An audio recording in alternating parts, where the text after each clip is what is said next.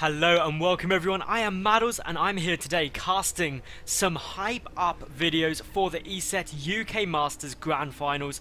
I'm going to be doing so all this week, looking at the people already qualified through the online events. And well, today I have got a very special person because he came second at the I-47 ESET UK Masters, the previous tournament, and is back again to try and take that top spot. So we'll start with his introduction. He is the red Terran player in the lower left. It is none other than Neurosoft's KrasS. And his opponent up in the top right, the blue Protoss, it is Cute. And I don't actually know who Cute is, but they're both playing under different names to normal on the ladder, so it could be anyone. Gotta be good though to be up against KrasS. Now, KrasS hasn't actually competed in the online qualifiers because he got a spot from being a finalist last time. He was up against Team Dignitas's very own Bling, where he unfortunately went 0-3 against the powerhouse Protoss. But this time, I know he's been putting in a lot of practice into Heart of the Swarm. He is ready. He is going to be coming out fighting to see what the online qualifiers have brought in terms of talent. And indeed, they have brought a lot. So he has got his work cut out. And we're here today to take a quick look to see whether he is going to be able to hold his own, whether he may even become victorious. Let us know in the comments below or in the TL thread. But for now, let's just do a little bit more about the insight of this player. He's German, he plays for Team Neurosoft, and one of his biggest actual achievements was coming second, I believe. No, he came fourth, should I say, in the WCS German qualifiers.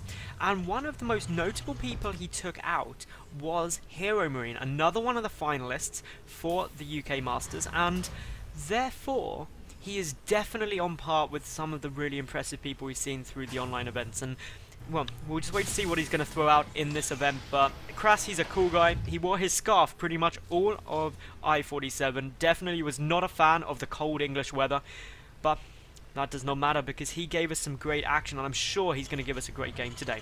So let's talk a little bit about this map. At the moment, it is on Daybreak, so I say at the moment, it's always going to be on Daybreak for the rest of this map. But in terms of what these two are throwing out, we've got the gas and the barracks, so all looking okay for KrasS at the moment, and his simulator has got started, just denying the second gas at the moment. That is allowing Cute to deny some of the options that KrasS has available. Meanwhile, Cute getting up the second gas, Cybercore and Gateway on their way. And this is all just very standard at the moment. No giveaway as to what they could be planning in the later stages of this game at the moment. All we know is that Cute likely to be trying to go for some sort of tech play. Either getting up a quick Robo, a quick Twilight Council, going for DTs maybe, going for airplay. We'll wait to see. The gas was allowed to finish, the Marines attacking. What this also means is that Cute is aware that the Marines are in the base attacking this gas, as opposed to being on the other side of the map attacking him. So a little bit of indirect scouting you can take from this, and all KrasS is doing behind this is getting up his natural base in behind the wall off just to make it safe. Also a factory and a reactor, so going to be getting some Hellions out, or potentially some Widow Mines as well, to be fair, and taking his expansion very comfortably. Meanwhile, Cube getting out that mothership core very, very early on. This is really one of the earliest points you can get the mothership core. Most players tend to go for it at either around the 20 supply mark or around the 40 supply mark. It's just whichever they're most comfortable with, but it's going to be some one base pressure with just one Stalker at the moment. There's also, I believe, a Zealot out somewhere, or nope, it's a second Stalker, so the Zealot was skipped in order to get those two Stalkers out with a mothership core.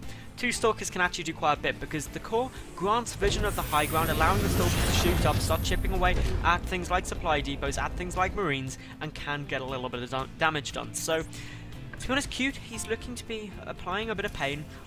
KrasS, though, he's getting out those Widow Mines. They do one-shot Stalkers very, very nicely. The mothership core coming straight into the main base. A very bold core here, just being like, you know what, I'm going to come in, but the Marines chasing it down. Going to be after it, but the supply depot's down. Where the Stalker's going to go? Are they going to come straight up into the main? We'll wait to see. It looks like they are. Just carefully wandering up. The mothership core already got half of its, all of its shields down, and a bit of its health damage has now hit. The Marines taking some damage. The mothership core chipping away at the barracks, trying to do a bit more, and this is just going to help because the more damage you do with that mothership core, the better it is for the Widow Mines, edging their way forward, denying potentially what these Stalkers want to do, burrowing up very nicely, and that puts an end to this Stalker aggression, because if they aren't careful, one shot from those Widow Mines will kill them. Behind it though, Cute taking up his natural base, getting up the robotics facility, an additional gateway as well. KrasS has got his orbital command, hasn't floated it down to the natural yet, probably just waiting for a few more units to feel safe, and now he's got that Marauder around those Widow Mines in a good spot. He's just floating it down, going to be going quite comfortably. So if we look at the supply, it's 29 to 28. The probe does come forward, gets taken out before it triggers a Widow Mine, which is good because you don't really want to waste a Widow Mine on just a single probe. Cute though, he is just happily getting out his first observer, getting an additional gateway. 3 gates, Robo is a very standard opening with that Nexus down as well. Meanwhile, for KrasS, he's got Stim on its way. He is just happily going about his stuff as well, getting the single starport out, getting down an additional barracks as well. So nothing too shocking at the moment. Marine Marauder, Medevac, Widow Mine is very, very good. MMMMM. I think I said that 4 times. But yes, that is a very powerhouse strategy against Protoss, especially when they're only on gateway tech, because a couple of hits from the Widow Mines knock out a couple of gateway units, and that just means the Marine Marauder with Stim is able to clean that up, and with the Medevacs as well, the health just comes all the way back up to the green. Now, we are seeing the missile turret coming down, an additional 3rd gas being added on here by KrasS at the moment. 3rd gas also on its way down for Cute, who's now just pumping out still more observers for the time being. He wants all of the knowledge, he wants to be able to see where these Widow Mines are as well, which is a nice little touch. The Mothership Core just sitting there, diligently guarding the main base to make sure no drops could be coming in. KrasS not going to be getting away with any sneaky shenanigans quite yet. We've got more barracks adding on as well, so definite Marine Marauder Medevac style play. The factory is now off to go and scout just those 4 Widow Mines around the base. 2 up at the natural, 2 sitting here watching one of the possible attack paths. And that just means that there's somewhere that KrasS can retreat to should an engagement not go his way. A scan now going off, will see the Immortal popping out, that's good to know, sees the additional gateways as well, and really everything. There's nothing that hasn't been scouted here. Knows that there's the 1 Robo facility, 5 gates coming out, doesn't yet see the Robotics Bay, but you can assume that's coming because every Protoss player is going to want to get some splash damage in order to deal with the infantry. So aside from that 2 Stalker aggression at the start, quite a passive game at the moment. A Medevac is coming in for a drop, another Medevac coming the other way, but with nothing in it, so won't be too effective unless it fills up with those Widow Mines, which apparently it very well could be. So will this get in? There is an observer there. There are those 4 Stalkers as well, so it could get sniped off fairly quickly, but coming down the other way is this Medevac full of Marines, but Stalkers, sentries waiting there as well. The Mothership Core does see this coming in, denying KrasS's drop at the top. KrasS does like his drop style play. The Medevac boosting in, trying to get into the main base, trying to come in from the opposite angle from both sides, but a good warp in from Cute at the moment is going to be saying, no, you are not dropping in quite yet. So KrasS pulling straight back out, and now that Medevac slightly trapped. Another Medevac coming in the front, is getting the 2 Widow Mines in there, but picks them straight back up again with all those Stalkers, and Cute just denying this very nicely. But unfortunately for him, KrasS is just pumping out the units behind this. He's taking his 3rd base now as well, so he's like, if you're going to sit back and turtle, I'm going to take all of the map. The double forges coming down for the Protoss player. Upgrades will be starting, extended thermal lance, the Colossus is in production as well.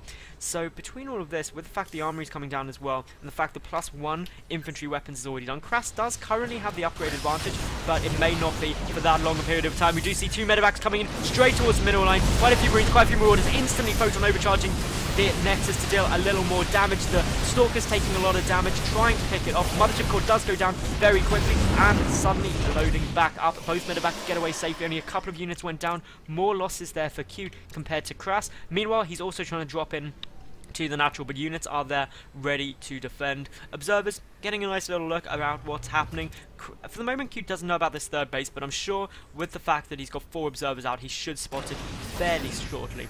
The Medevac's unloading, going to heal up those units. A new Mothership Core has replaced the one that just exploded. The factory taking a scout. The Marine also there checking the no 3rd base has been taken. KrasS, no doubt very happy that he is soon to be a base up, as that additional command center does just complete. But the observer sees it now, so knows that KrasS is expanding, and therefore Cute either has to take his own expansion, which we're seeing him do now, or he has to try and put on some pressure. So with this double drop coming down here, a lot of units are going to be forced to pull. The Immortal trying to do some damage. The sentries are there, but a sentry potentially going to die here if KrasS wanted to, but doesn't wish to sacrifice those units at the moment. So pulls back, lifts up, coming in with a drop to the natural base. So there are still those 3 Stalkers there, and that Medevac is getting dangerously low on health. A drop coming in towards the main, and then sees a Colossus and is like, no, do not want to be going into that Colossus. That would be very, very painful indeed. So what we're seeing now is KrasS even though he's not done much damage, and he really hasn't to be fair, he's killed 2 workers and 8 units, what he is managing to achieve is completely containing his opponent. Q just can't move out for risk of a drop coming to kill him. He's having to spread very thinly across each of the bases, and as we see, he's poking and prodding constantly by KrasS means that Q cannot move out, and that is allowing KrasS just all the time in the world. He's got the 2-1 upgrades coming out. Compare that, of course, to the fact that 1-1 is now done for Q, but not yet starting on 2-2. It does mean that KrasS should take a small upgrade lead temporarily. KrasS is also getting out the +1 ship weapons. He's able to get his Viking count up higher to start dealing with these Colossi, and there's still more coming out. So 3 Colossi already on the field, a 4th one in production as well now. Gravatic Drive coming out, that is of course the Warp Prism speed upgrade, so potentially some drop play coming down out of Cute as well, which would be pretty cool, but unfortunately for the moment we do see that a big drop is coming in. It is a Doom drop coming down. The Vikings on their way as well. This single Colossus and just a few gateway units are going to struggle to deal with it. The boost coming in, and now KrasS is going for it. He's going to try and surround this Colossus, going to try and take it out as quickly as he can. The Viking doing some damage already. The Colossus trying to retreat, and suddenly Cute is having to pull back a lot of stuff. There's so many units in his main base, chipping away at everything, trying to take out as much as possible. The Colossus is going to fall. More units streaming across, but it's quite tight. A Photon Overcharge being used. A lot of probes have been killed, and KrasS probably just going to load back up now once this push gets too aggressive and get away. Might snipe off the robotics facility first though, and well, he's still keeping this pressure on. Loads up now with 3 medevac falls and gets away, but he killed 20 workers so far. He's attacking down at the 3rd base as well. He's in a good spot. 71 probes to 71 SCVs to just 50 probes. It's a great position, and with these Marauders attacking this Nexus oh so quickly, and only these Colossi desperately trying to come and chase it down. Even though the Nexus probably won't die, it will take an awful lot of damage, and that damage is going to mean that it's a vulnerability. Coming forward, another drop coming down in the main. KrasS absolutely relentless with this drop style, and as we can see, the damage is just pretty huge. He's picking up probes, he's forcing Q to stay back. Q is so pinned back just through the containment of this constant threat of drops that he is unable to do anything to stop KrasS from just expanding, taking bases, getting more units out and putting on more and more pressure. This 3rd base almost certain to go down now. A lot of Vikings here. The Colossi are completely exposed. There's no gateway support for them. Just a single Stalker boldly warping in, being like, I will save you. But it will not be enough. The Vikings just starting to pick away at those Colossi. And there is the GG from Q. KrasS was victorious. So congratulations to him there. He did a great job. That drop play was absolutely spectacular. And that, if nothing else, is a warning to Bling that he is ready for revenge. He has got his TvP in Heart of the Swarm sorted, and it may not be quite the same result as we saw in the finals at I-47 and the ESET event there. So make sure that you like the video, leave a cool comment and subscribe. Let us know your predictions, what you think of KrasS's play there, and make sure that you also stick it in your diaries that March 22nd to 25th is Insomnia 48, which is host to the ESET UK Masters Grand Finals and the Bring Your Own Computer qualifier, so do check that out. I will be casting there along with a couple of others, so lots of excitement happening. Make sure you also check out the @ESET UK Masters Twitter account and webpage and all of those shenanigans. I'm Madals, thanks for watching, and I'll see you tomorrow for yet more hype of the finalists. Bye for now.